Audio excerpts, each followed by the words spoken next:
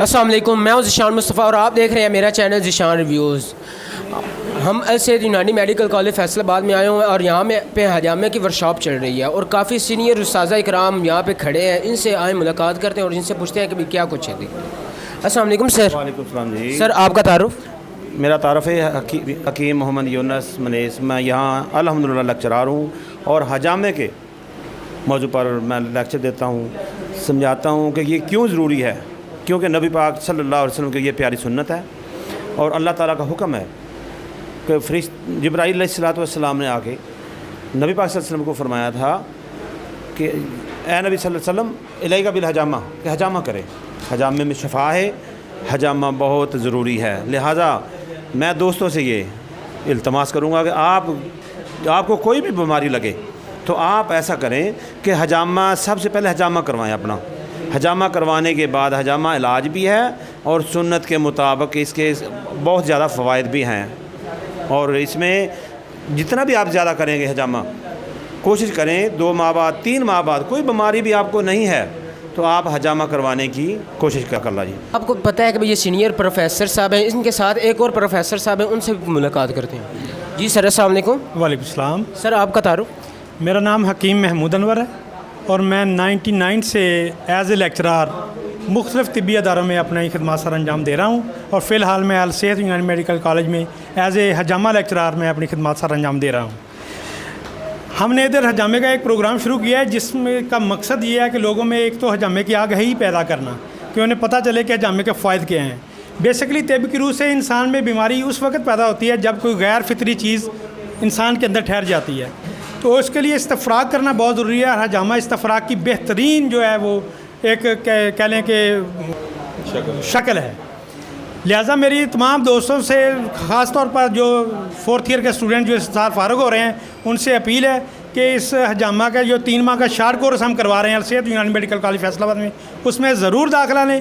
حجامہ کے رموز و اوقاف سے واقف ہوں آپ، اور تو آپ کو عملی زندگی میں لوگوں کے لیے باعث خدمات کا جو ہے فریضہ سر انجام دے سکیں صحیح طریقے سے۔ تو آئیں حکیم ایک اور پروفیسر صاحب ہیں یہاں پہ کہ سینئر، ان سے پوچھتے ہیں کہ بھئی حجامہ کس کس ڈیٹ کو کرانا چاہیے اور کس کس پیشنٹ کے لیے ضروری ہے۔ السلام علیکم سر۔ وعلیکم سر آپ کا تعارف؟ جی میں حکیم فریاد سبحانی جی، اور الحمدللہ میں السید یونانی میڈیکل کالج میں حجامہ ٹرینر ہوں۔ تو یہ نا ایک تو سنت طریقے ہیں اسپیشل، ٹھیک ہے، 17، 19 اور 21، اور اس کے علاوہ اگر آپ کو ضرورت ہے تو آپ کبھی بھی کروا سکتے ہیں، یہ ضروری نہیں۔ ہاں سنت طریقے ہیں، اس میں آپ کے لیے زیادہ اچھا یعنی کہ یہ آپ کا نا علاج ہے، تو مگر آپ کو اگر فوری ضرورت ہے تو آپ کبھی بھی کروا سکتے ہیں۔ یہ حجامہ ہمارے لیے بہت ہی اچھا ہے، اور حجامہ ہمارے یعنی کہ آپ کی بیماری کا فوری علاج ہے، اور الحمدللہ ہم حجامے کی ٹریننگ کرواتے ہیں اور ہم دعوت دیتے ہیں جو آپ فارغ ہوئے ہیں، جو بھی آپ نے حکماء کرام، ان سے ہم التماس کرتے ہیں کہ اگر آپ کو حجامہ آتا بھی ہے تب بھی آپ یہاں داخلہ لیں تاکہ آپ کی جو کمیاں بیشیاں ہیں وہ دور ہو سکیں۔ اچھا یہ سر آپ بتا دیں کہ بھئی یہاں پہ حجامہ بھی ہوتا ہے، حجامہ کس کس پیشنٹ کے لیے اچھا ہے اور کس کس پیشنٹ کے لیے نہیں اچھا، وہ تو آپ بتائیں سر۔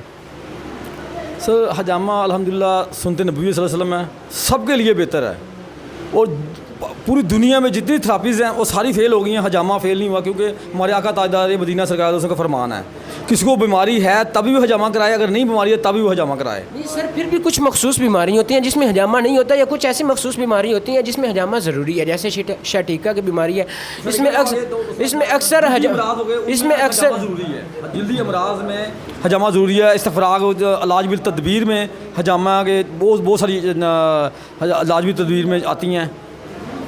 تو اس کے علاوہ ویسے مثلاً کہ بھئی جیسے دماغ کا مسئلہ ہے، گردوں کا وغیرہ، تو ان کے لیے حجامہ اچھا ہے یا نہیں اچھا، وہ تو بتا دیں۔ جی سر۔ جی ان تمام امراض میں حجامہ جو ہے وہ اپنا بہترین کام سر انجام دیتا ہے۔ صرف آپ لو بلڈ پریشر، ذوف فشار و دم میں حجامہ کرنا اچھی علامت نہیں ہے۔ ان امراض میں آپ نے پوچھا نا کہ کن امراض میں حجامہ نہیں کرنا چاہیے، تو میں آپ کو بتا رہا ہوں کہ آپ عورتوں کے جو امراض مخصوصہ ہیں نا، اس وقت تمس کے متعلق یا کوئی حیض کے متعلق جو مخصوص ایام ہوتے ہیں ان میں حجامہ کرنا اچھی بات نہیں ہے، ان میں آپ حجامہ نہیں کر سکتے۔ اس کے علاوہ کیوں خون کی کمی میں، انیمیا میں آپ قلت الدم میں حجامہ نہیں کر سکتے، اور بلڈ پریشر جس میں ضعیف ہوتا ہو، لو ہوتا ہو، اس میں آپ حجامہ نہیں کر سکتے۔ باقی تمام امراض میں حجامہ अपनी मिसाल आप है और इसके बहुत सारे फ़ायदे हैं। अच्छा सर, ये बताएं कि भाई जो अक्सर औरतें शिकायत करती हैं कि भाई उनको डेट पीरियड्स वगैरह नहीं आती, उनके लिए हजामा कैसा है? वो उनके लिए तो हजामा बेहतरीन एक हार्मोन्स का प्रॉब्लम होता है और उनको जो है रहम के मुकाम पर उनके पॉइंट्स होते हैं, और ऐसी औरतों के लिए हजामा बहुत मुफीद साबित हुआ है। और आप ये बताएं कि भाई यहाँ पे कोई लेडीज़ स्टाफ है, अगर कोई लेडीज़ कराना चाहे तो लेडीज़ स्टाफ है जो हजामा कर? अल्हम्दुलिल्लाह हमारे पास मुकम्मल लेडी स्टाफ, कम से कम 3 लेडीज़ हजामा थेरेपिस्ट हर वक्त मौजूद होती हैं। कोई भी अगर लेडीज़ अपनी मखसूस अमराज के हवाले से हजामा करवाना चाहे तो हमसे रब्ता कर सकती हैं, और इंशाल्लाह पर्दे का भी बेहतरीन इंतज़ाम मौजूद है इधर। बहुत शुक्रिया सर, थैंक यू।